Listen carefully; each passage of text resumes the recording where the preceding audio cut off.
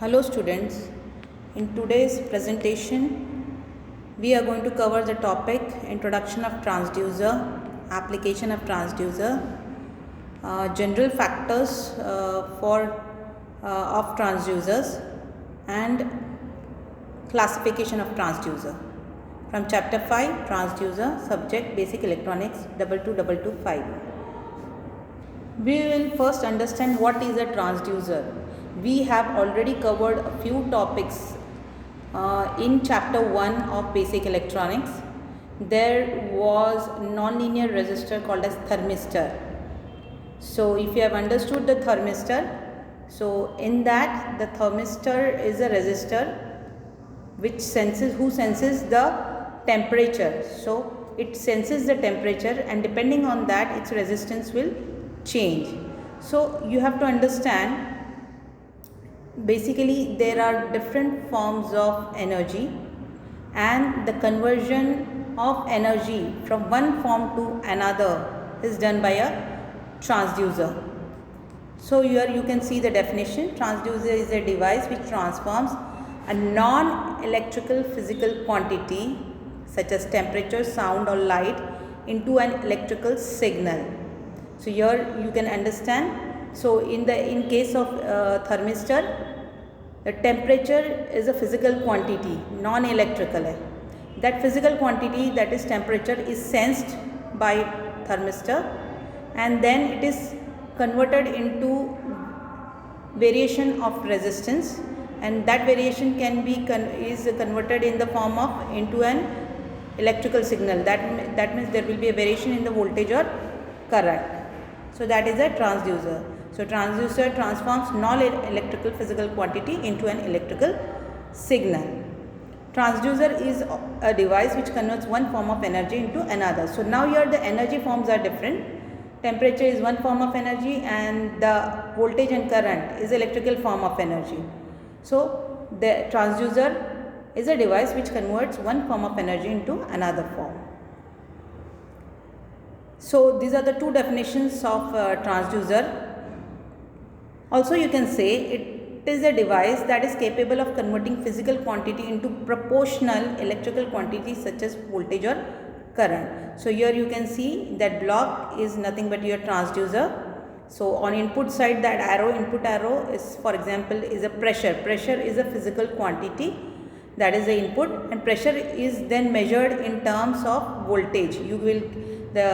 Depending upon the variation in the pressure, the voltage variations you can see, but voltage is the electrical quantity. So that is the transducer. So considering the general block diagram of transducer, so in this slide you can see the general block diagram of transducer.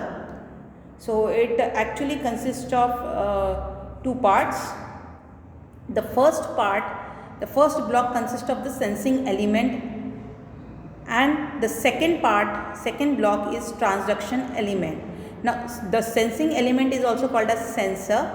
So the sensor is a device which produces measurable response to change in physical conditions. Now sensor is a device which senses, for example, temperature is sensed by thermistor. So thermistor is a sensor in this case. So it will convert temperature into resistance variations. Now next is the transduction element. So transduction element converts the sensor output to suitable electrical form. Now the thermistor, there is a variation in the resistance.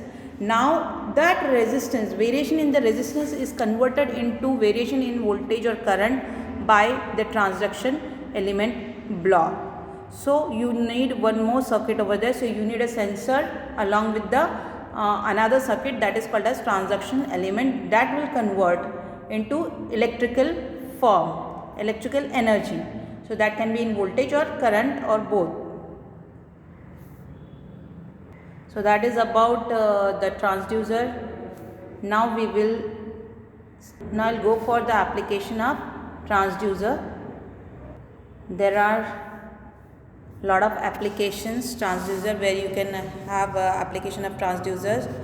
For example, measurement of temperature. So the application is thermocouple or RTD.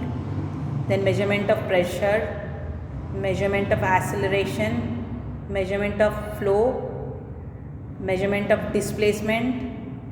So here you have vast applications of transducer. So these are the all applications of transducer. Then the transducer selection factors. Now these are the certain criteria on which transducers should be selected. So these are very important factors. The first factor which we will be studying is sensitivity. The definition says the transducer must be sensitive enough to produce detectable output. So that means it must be really, even if a small change in the physical quantity, for example say temperature, should be detected by the transducer and converted into its proportional output. Now that is sensitivity. Then comes the operating range. The transducer should maintain the range requirement to have a good resolution over the entire range.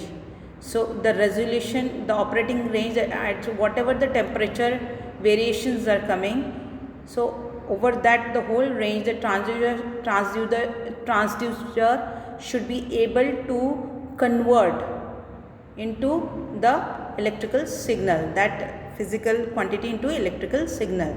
So it should have high operating range. Accuracy, high accuracy should be assured. High accuracy is assured because if a minor small changes in the, for example say temperature is not detected, then the output it will be showing 0, and that the accuracy is not perfect. So accuracy should be high. Errors, the transducer should maintain the expected input output relationship as described by the transfer function so as to avoid error. So the errors should be less. Operating principle, the transducer are many times selected on the basis of operating principle. The operating principle used may be resistive, inductive, capacitive, optoelectronic, piezoelectric, etc. This operating principle criteria you would be able to understand when you will study the transducers in detail. Next is loading effects. The transducer should have a high input impedance and low output impedance to avoid loading effect. Environmental capability, it should be assured that the transducer selected to work under specified environmental conditions maintain its input output relationship and does not break down. So in any environmental state it should be stable and should give input and output perfect. Insensitive to unwanted signal. Now that this is all about the noise. These are the unwanted signals. The transducer should be minimum sensitive to unwanted signals and high sensitive to desired signals. So the noise should not enter the transducer. Even if it enters, then it should be suppressed by the transducer so that it won't give error at the output. So this was all about transducer selection factors. Now let's do the classification of transducers. So here you can see the transducers can be classified. There are various ways of classifying a transducer. So the first classification criteria is on the basis of the principle used. So it can be capacitive, inductive or resistive.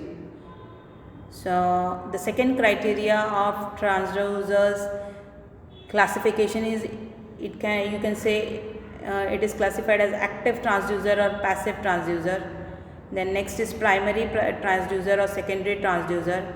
The next classification can be analog or digital transducers, and then transducers or inverse transducer. These are the different ways of classifying transducers.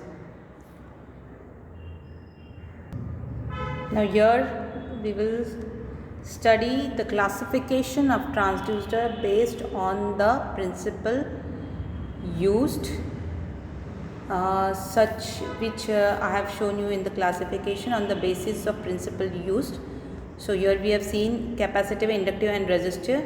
So we will go for resistive transducer. So first you have to understand what are passive transducers. The transducers now we also can categorize the transducer as active and passive transducers.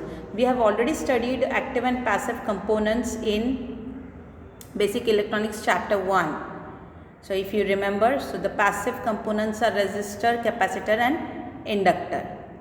So the name passive transducers, the transducers in which electrical parameters, that is resistance, inductance or capacitance changes with the change in input signal, are called passive transducers. So these are the transducers in which when the physical parameter, for example say temperature, now if the temperature is changing, if the resistance is changing, then it comes in the category of passive transducer, or if the capacitance is changing, still it comes in the category of passive transducer, or if the internal inductance is changing, still it comes in the category of passive transducer. So these are the transducers in which because of that physical quantity, internal electrical parameter changes. If there is a change in resistance, resistive transducer. If there is a change in inductance, inductive transducer. And if there is a change in capacitance, then it comes in the category of capacitive transducer. These transducers require external power source for energy conversion. Such transducers, electrical parameters, that is resistance, inductance or capacitance, causes a change in voltage, current or frequency of the external power source. For example, resistive, capacitive, inductive transducer. Now here in passive transducer, you can have a classification of resistive, capacitive and inductive transducer. So this is the basic definition of passive transducer. So now we will check out. Now we have already understood what is passive and passive transducer. So we will now check out the category of active transducer, how you can define active transducer. When there is no need for any source, then this type of transducers are called active transducers. And the examples of active transducers are thermocouple, piezoelectric crystal. This we will see in details. We will start with the resistive transducer, passive transducer category, that is resistive transducer. What is the basic concept and definition? So the transducer whose resistance varies because of the environmental effects, such type of transducer is known as resistive transducer. That means depending upon the sensing or you can say the physical quantity changes, if the internal resistance of the transducer changes, then that comes in the category of resistive transducer. The resistive transducer is used for measuring physical quantities like temperature, displacement. Displacement means change of position from one place to another place. So from one point to another point there is a change of place, that is displacement. So that also you can measure. Also vibrations you can measure. So this is the basic concept or the basic circuit inside the resistive transducer. So here you can see it is a resistor. The circuit consists of sliding resistive transducer. You can see a resistor, then there is a slider. So and the voltage E is your voltage source. So as you move the slider up and down, the resistance will change. The movement of the slider changes and the resistance value also changes. So slider moves horizontally, the movement of the slider changes the value of the resistive element of the transducer, which is measured by voltage source E.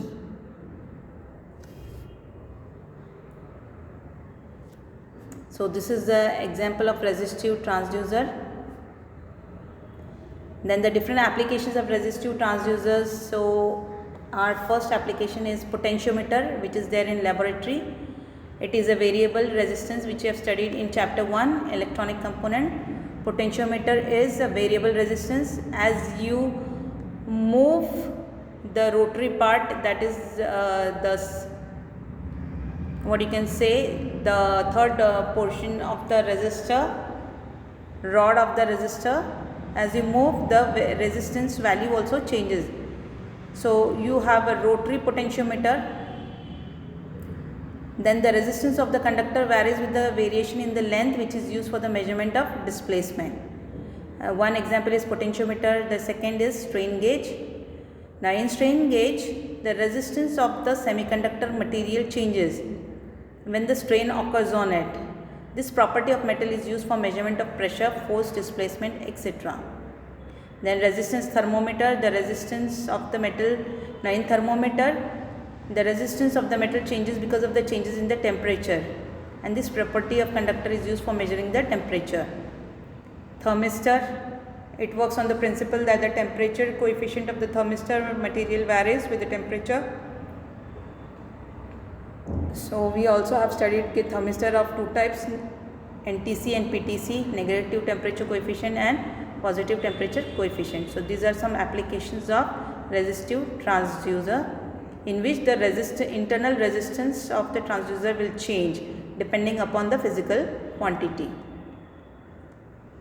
So this is the thermistor. So you can see, so that as the temperature changes, its resistance will also change internally. This is how it looks. We have already covered this in chapter 1. So thermistor, it is a type of resistor whose resistance changes significantly with temperature. It is widely used as current limiters, temperature sensors, self-resetting, overcurrent protectors and self-regulating heating element. So this is all today we are going to cover in this video. Thank you.